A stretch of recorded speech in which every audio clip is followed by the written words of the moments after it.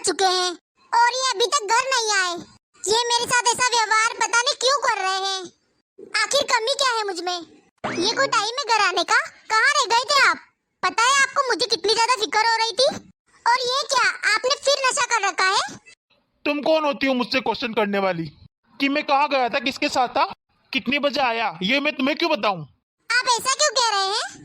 बीवी हूँ मैं आपकी, क्या मुझे इतना भी हक नहीं कि मैं जान सकूं कि मेरा पति रात के 12 बजे तक कहाँ था?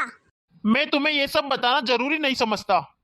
अरे अभी हमारी शादी को तो सिर्फ 3 महीने हुए हैं और 1 महीने पहले मेरे पापा की डेथ हो गई।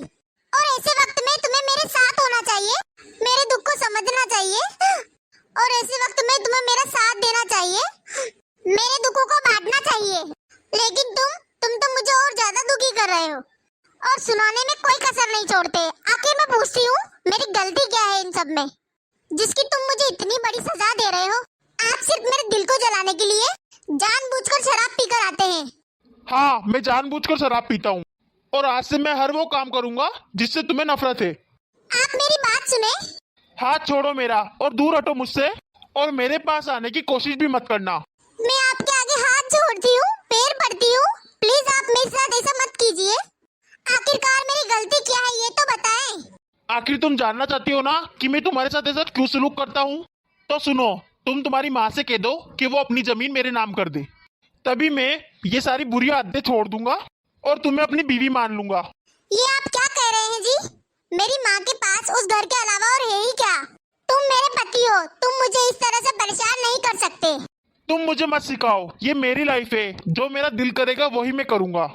और वैसे भी मैंने तुमसे इसलिए शादी करी थी कि तुम्हारी और मेरी शादी होने के बाद तुम्हारी माँ सारी जमीन मेरे नाम कर दे। लेकिन अपने एकलौते दामाद के नाम तो उन्होंने कुछ करा नहीं और तुम्हारा बाप तो इस दुनिया में रहा नहीं और तुम्हारी माँ अपनी खाला के यहाँ रहने चली गई। और अगर तुम्हारी माँ ने अपनी जमीन प्रॉपर्टी किसी और के नाम कर दी तो फिर मुझे क्या मिलेगा? मैंने शादी के वक्त दहेज सिर्फ इसीलिए नहीं लिया था ताकि बाद में सब कुछ तो मेरे नाम हो जाएगा। अगर तुम इस घर में मेरी बीवी बनकर रहना चाहती हो तो अपनी माँ से कहकर सारी प्रॉपर्टी मेरे नाम करवाओ, समझी तुम? अब आप कहाँ जा रहे हो? आज तो तुमने सवाल कर लिया जो कर लिया, पर आज के बाद मुझसे जब भी सवाल करना तब तुम्हारी माँ मेरे नाम प्रॉपर्टी करवा देवे।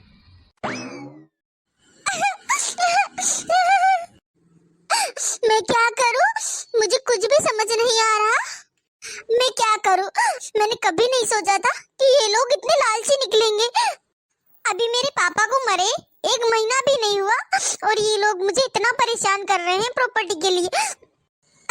और मेरी बेचारी भोली माँ, उनके पास उस प्रॉपर्टी के अलावा है ही क्या बचा? मेरी माँ बेचारी पहले ही दुखी है और मैं ये सब बातें करके मेरी माँ को और दुखी नहीं कर सकती। जब मैं अपने पापा के मरने के बाद अपने ससुराल वापस आई थी तब मेरी माँ ने तब मुझे बस यही कहा, बस चुका है, अब मुझे किसी चीज की टेंशन नहीं है। मेरी माँ का कहना था कि तेरा घर बस गया है तो अब मैं सुकून से अपनी जिंदगी काटूंगी। लेकिन अब मैं उन्हें कैसे बताऊं कि मेरा घर बसने से पहले ही उजड़ रहा है। मैं माँ जी से बात करूंगी। हाँ, यही सही रहेगा, मुझे माँ जी से बात करनी होगी। माँ जी मेरे दुख को जरूर समझेगी, आखिरकार माँ जी भी तो एक औरत है ना। ठीक है, मैं सुबह माँ जी से बात करूंगी, वो कोई ना कोई हल निकाल ही लेगी। मुझे पूरी उम्मीद है वो मेरा ही साथ देंगी। ऐसा करती हूँ, मैं माँ जी से पूछ कर आ जाती हूँ, वो चाय के साथ क्या लेंगी नाश्ते में। मम्मी, आपने जैसा मुझे रात को कहा था मैंने आज उसके साथ ऐसा ही किया। बोल दिया है मैंने कोमल से, जब तक उसने उसकी प्रॉपर्टी मेरे नाम ना करवाई तब तक उसके साथ यही सलूक होता रहेगा। देखो माँ, हादसे तो हर घर में होते हैं। एक बार प्रॉपर्टी मेरे नाम हो जाए फिर इसको मेरे रास्ते से हटाना तो मेरे बाएं हाथ का खेल है। बस जायदाद हमारे नाम हो जाए माँ, तब तक इसे जेल लेते हैं, फिर इसका इंतजाम मैं कर दूंगा। हाँ बेटा, बस एक बार ये काम हो जाए फिर तेरे लिए इकलौती लड़की वाला खानदान ढूंढूंगी, तुम्हारी शादी धूमधाम से करूंगी और फिर तुम उसकी जायदाद पर ऐश करना। हाँ माँ, बिल्कुल ऐसा ही करेंगे। कुछ ना कुछ तो करना पड़ेगा मुझे, वरना ये लोग किसी को भी चैन से नहीं जीने देंगे। मैंने कभी ये नहीं सोचा था कि ये दोनों माँ बेटे इस हद तक गिर जाएंगे। अरे ओ महारानी, अभी तक सो रही हो क्या? चाय नाश्ता नहीं मिलेगा क्या आज? कहाँ रह गई? जल्दी से चाय नाश्ता लेकर आ। ला रही हूँ माँ जी। सुबह सुबह चाय नाश्ता नहीं करेगा क्या? नहीं माँ, मैं दोस्तों के साथ कुछ अच्छा वक्त बिताने जा रहा हूँ। बाहर से ही कुछ खा लूंगा। इस घर में तो रहने का दिल ही नहीं करता मेरा। हे भगवान, मैं क्या करूं इस लड़के का। माँ जी, ये लीजिए आपकी चाय। अरे सुनो कोमल। जी माँ जी। ये रोज रोज की चिक चिक और लड़ाई झगड़ा मुझे बिल्कुल नहीं पसंद। अब बुढ़ापे में मैं ये सब कुछ बर्दाश्त नहीं कर सकती। तुम मेरे राहुल की बात मान क्यों नहीं लेती? अगर तुम मेरे बेटे की बात मान लेती हो ना, तो घर में सुकून का माहौल हो जाएगा। फिर तुम इस घर में बहुत सुकून से रहोगी। मेरा बेटा भी तुमसे बहुत प्यार करेगा। अगर फिर उसने कुछ किया तो मैं देख लूंगी। उसने कुछ किया तो मैं उसके कान खुद खींचूंगी, उसे सब कुछ समझाऊंगी कि जब बहू की माँ ने जमीन दे ही दी है तो तू बहू के साथ प्यार से रहे। मैं तो कहती हूँ बहू, तुम अपने पति की बात मान लो। पति तो परमेश्वर होता है। तुम अपने पति की छोटी सी इच्छा नहीं पूरी कर सकती? तुम एक बार अपनी माँ से बात तो कर देखो। मुझे पूरा यकीन है तुम्हारी माँ बिल्कुल मना नहीं करेगी। कोई भी माँ हो अपनी बेटी की खुशी चाहती है। तुम देखना, तुम्हारी माँ भी खुशी खुशी अपनी जमीन अपने दामाद के नाम करने के लिए तैयार हो जाएगी। एक बात बताइए माँ जी, अगर आप आपके बेटे के कान खींचकर उसे समझा सकती है तो अभी क्यों नहीं समझा देती? उसे अभी कान खींचकर आप समझाएं कि उसे लालच नहीं करना चाहिए इतना, और ये भी समझाना चाहिए कि मैं उसकी पत्नी हूँ। क्या वो अपनी पत्नी से प्यार से बात नहीं कर सकता? क्या वो अपने घर में अच्छा माहौल बनाकर सुकून से नहीं रह सकता मेरे साथ? क्या सुकून के लिए मेरी माँ की जमीन जरूरी है? अरे चुप कर, तुझे शर्म नहीं आती? अपनी सास के साथ जुबान लड़ा रही है। लगता है लातों के भूत बातों से नहीं मानेंगे। अरे मेरे बेटे की इतनी मार कुटाई से भी तुझे कोई फर्क नहीं पड़ा? आने दे राहुल को, मैं उसे बोलूंगी कि तेरी खूब पिटाई करे। अब मुझे समझ आया है कि मेरा बेटा तेरे साथ बिल्कुल सही करता है। अरे आने दे उसे, फिर मैं उसे बताती हूँ कि तू मेरे साथ जुबान चला रही थी। अगर तुझे जूता और चप्पल से मार ना पड़वाई तो मेरा नाम भी शांति नहीं। दफा हो जा मेरी नजरों के सामने से। और जहाँ तक जमीन की बात है, तूने अपनी माँ से कहकर जमीन मेरे बेटे के नाम ना करवाई तो मेरा बेटा धक्के मार के तुझे इस घर से निकाल देगा और वो अपनी पसंद की लड़की से शादी कर लेगा। फिर सोच लेना तेरा क्या होगा। अरे ना घर की रहेगी ना घाट की। तो माँ जी, अभी कौन सी मेरी जिंदगी में खुशियाँ हैं? आपके बेटे और आपके लालच ने मेरी सारी जिंदगी बर्बाद कर दी है। अरे आने दे राहुल को, तेरी खाल ना खिंचवाई तो फिर कहना मेरा नाम शांति नहीं। बेटा आ गया तू? तुझे पता है बेटा आज क्या हुआ? तेरी बीवी ने मेरे साथ इतनी बदतमीजी की। अब पर काटने पड़ेंगे उसके। मम्मी, उसने ऐसा किया? अब रुक जाओ तुम, मैं अभी उसे बताता हूँ। ज्यादा ही पर निकल गए हैं। सही कह रही है तू। हाँ बेटा जा, बेटा तू जा। अब आएगा मजा और लड़ाई मेरे साथ जुबान।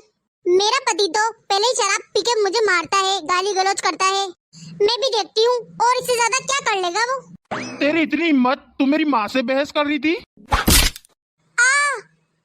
मुझे बहुत दर्द हो रहा है, बहुत दर्द हो रहा है, बहुत ज्यादा।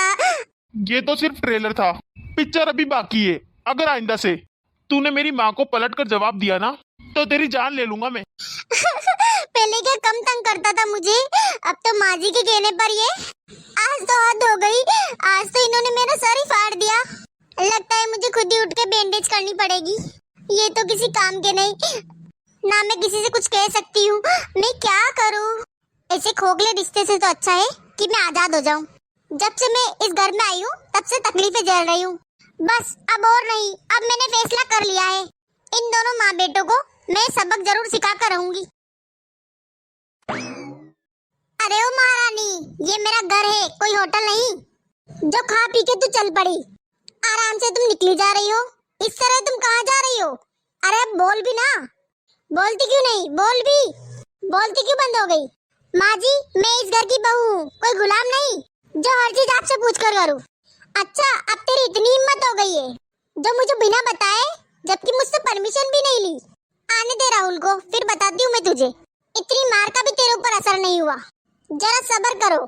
ओहो, अब इसकी इतनी हिम्मत बढ़ गई है, किसी का डर भी नहीं रहा। अब मैं शाम होने का इंतजार क्यों करूँ? अभी फोन करती हूँ मैं राहुल को, इसकी करतूतें बताती हूँ। अरे राहुल बेटा, कहाँ है तू? ठीक है, जल्दी से घर आ। ये तेरी बीवी के बड़े पर निकल आए हैं। ये मुझे बिना बताए ही कहीं चली गई, पता नहीं कहाँ चली गई। अपना पर्स उठाया और निकल गई महारानी। मुझे लगता है अपने किसी यार दोस्त से मिलने गई होगी। माँ, इसकी इतनी हिम्मत, अभी रुको, अभी घर आता हूँ मैं। हाँ ठीक है बेटा, तू आजा। रुक जाओ सब, अब इस कोमल के बच्चे को घर आने दो, फिर मैं बताऊंगी कि सास के आगे जवाब देने का मतलब क्या होता है। अरे बेटा, आ गया तू? हाँ माँ, मुझे तो ऐसा लगता है कि अपने दोस्तों के साथ ना मैं उसे ढूंढने निकल जाऊं। अरे नहीं बेटा, कहाँ जाएगी वो? लौट कर तो इसी घर में आएगी ना वापस। तू यहीं बैठकर इंतजार कर, खामखा हमारी इज्जत खराब होगी और जो बदनामी होगी वो अलग। आ जाने दो उसको, आज तो मैं उसकी खाल खींच दूंगा। आर या पार देखा जाएगा। आज तो वो बता ही देगी कि उसको मेरे साथ इस घर में रहना है या अपने मायके में रहना है। अगर आज उसने उसकी माँ से बात कर कर सारी प्रॉपर्टी मेरे नाम नहीं करवाई तो मैं उसे लाते घुसे मारकर इस घर से बाहर निकाल दूंगा। हाँ और नहीं तो क्या, बिल्कुल सही कह रहा है तू। आखिर कब तक झेलेंगे इसको? इसको जरा भी मेरी फिक्र नहीं, जो बिना बताए चली गई।